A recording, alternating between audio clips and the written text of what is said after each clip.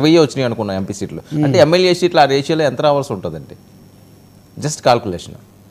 22 ఒకటికి 150 అంతే కదా. ఒక యావరేజ్ ఒక 20 వస్తాయి, 20 ఎంపీలు వస్తే 130, 140 దాటుతుంది. ఒక 8 ఉన్నాయనుకుందాం. అందుకని ఎంపీలు 20 వచ్చి 7, 9 అలా ఉంటాయి.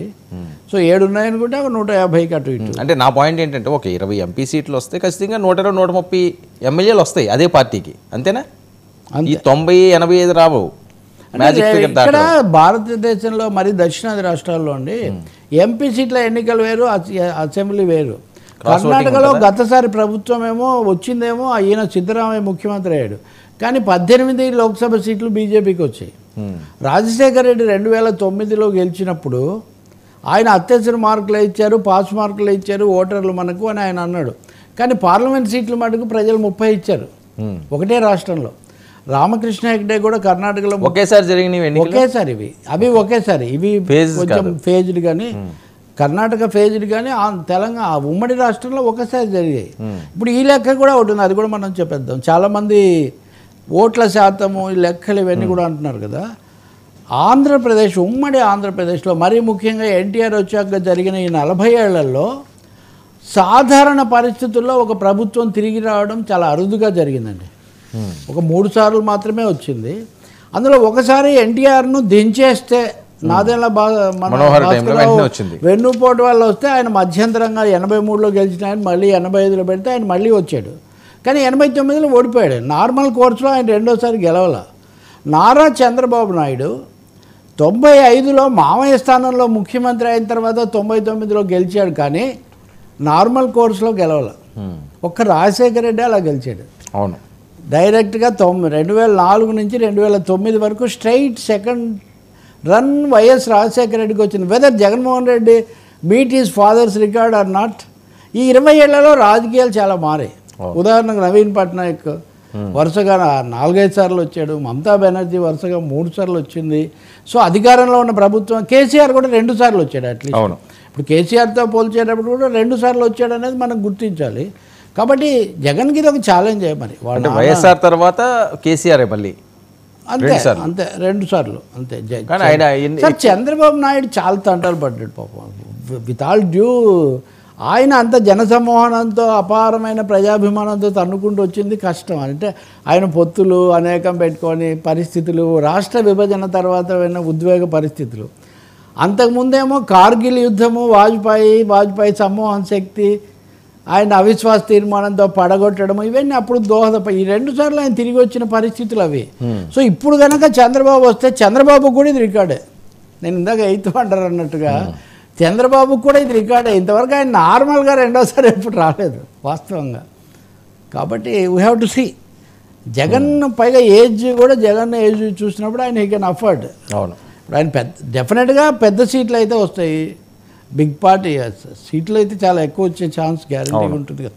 ఇప్పుడు ఆయన 2014లో కూడా 63 సీట్లు, వాళ్ళ నాన్న కూడా ప్రతిపక్షంలో ఉన్నప్పుడు 100 సీట్లు ఉమ్మడి రాష్ట్రంలో, ఈయనకు విడిపోయిన రాష్ట్రంలో కూడా 63 సీట్లు. ఇందులో 23 మందిని చంద్రబాబు గారు అప్పుడు తీసుకున్నారు, ఇప్పుడు కూడా ఆయన వెనక 23 మందే ఉన్నారు. సో ఇదంతా ఒక ఇంట్రెస్టింగ్. ఓట్ల శాతం కూడా అంతే. ఓట్ల శాతం పెరిగినప్పుడు కూడా గెలిచిన సందర్భం ఉంది రూలింగ్ పార్టీ. ఓట్ల శాతం పెరిగింది కాబట్టి గ్యారంటీగా ఓడిపోతారని కూడా ఏం లేదు. అది ఎక్కువగా వస్తున్నది ఇప్పుడు. అది ఊరికేనే కొన్ని సర్వే సంస్థలు పెట్టినా కానీ నా దగ్గర ఫిగర్స్ ఉన్నాయి. ఓట్ల శాతం మనం కనుక చూస్తే ఓట్ల శాతం రాజశేఖర రెడ్డి దానికి ఉదాహరణ. ఓట్ల శాతం కొంత పెరిగింది, అయినా ఆయన అధికారంలోకి వచ్చాడు. వైఎస్ఆర్ తగ్గి ఓడిపోయిన సందర్భం. ఉమ్మడి రాష్ట్రం కదా, ఇప్పుడు రాష్ట్ర విభజన తర్వాత. అందుకే ఇది 3వసారి. మీరు ఒకటి గుర్తుపెట్టుకోండి, ఒక రియల్ ఎలక్షన్ ఇప్పుడు జరుగుతుందని మీకు మొన్న చెప్పా.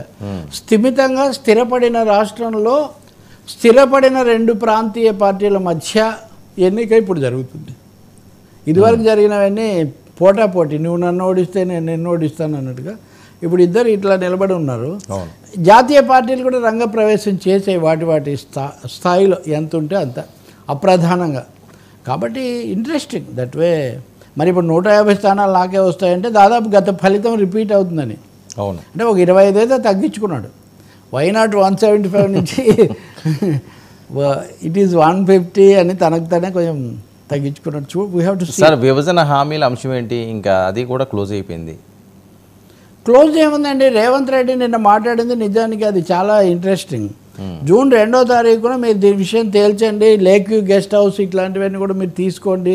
జూన్ 2కు ఆంధ్రప్రదేశ్లో ప్రభుత్వం ఉండదు, అవును. జూన్ 4న కానీ ఎన్నికల ఫలితం రాదు. మరి ఇంత లోపల ఎందుకు ఇదేదో పేపర్ వర్క్ చేస్తే వేరే విషయం, కానీ స్వాధీనాలు చేసుకోవడాలు అవన్నీ అక్కడ ప్రభుత్వం వచ్చి కాస్త ఇద్దరి మధ్య కొంచెం ఒక వాతావరణం వాళ్ళు ఏమంటారు. ఇప్పుడు ఇంతకుముందు ఆంధ్రప్రదేశ్ జగనే ముఖ్యమంత్రి అయిన తర్వాత సచివాలయంలో ఉన్న ఖాళీలు అవన్నీ వాళ్ళకి ఇచ్చేసి తెలంగాణ ప్రభుత్వానికి ఇచ్చేశారు. ఇప్పుడు ఆ మిగిలిన కొన్నింటిని సుహృద్భావపూర్వకంగా పరస్పరం కూర్చొని మాట్లాడుకొని తీసుకోవచ్చు, కానీ అసలు జూన్ 2న మీరు తీసేసుకోండి, మరి ఆయన ఏమన్నారో ఖచ్చితంగా మనకు తెలియదు. కానీ ఈ విషయంలో తొందరపాటుతో సమస్యలు తెచ్చుకోకూడదు. ఇక్కడ ఇంకో రాజకీయ ప్రశ్న కూడా నాకు ఉత్పన్నం అవుతుంది.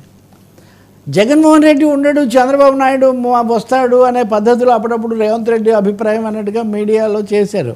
మరి 4వ తారీఖు గురు సమానుడు, గురువు అని నేను ఎప్పుడు చెప్పలేదు అంటాడు, అయ్యారు కూడా కాబట్టి గురు సమానుడు అందాం, గురుతుల్యుడు.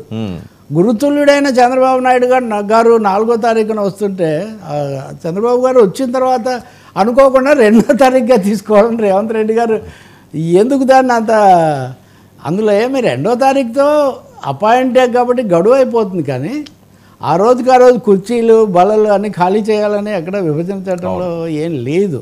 ఇంకొక మాట, బొత్సతో మనం మేము మాట్లాడుతున్నప్పుడు ఆయన ఒక ముఖ్యమైన మాట చెప్పారు. ఈ విభజనకు సంబంధించిన ఆస్తులు, అవి స్థిరాస్తులు, చరాస్తులు, నగదు